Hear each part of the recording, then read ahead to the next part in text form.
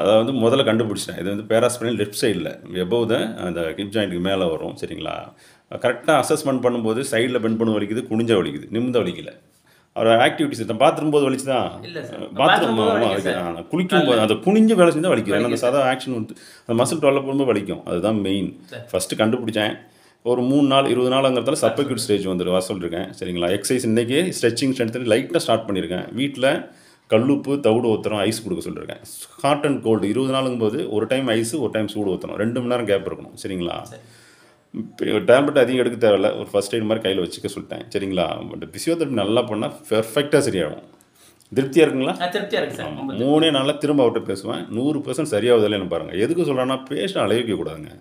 அவர் என் patient ஏற்கனவே சொல்லி திரும்ப வராரு. எதுக்குன்னா உலகம் போகிற ஸ்பீடில் அவங்களுக்கு எல்லா விஷயம் மக்கள் தெரிஞ்சுக்கிறாங்க. உலகமே கையில் இருக்குது. நெட்டில் ஆன் பண்ணால் எல்லாம் தெரியும். அதெல்லாம் அவர் கரெக்டாக கண்டுபிடிச்சி கரெக்டாக கைட் பண்ணணும். அதான் ஒரு doctor. Okay, thank you very much. Support பண்ணுங்கள்.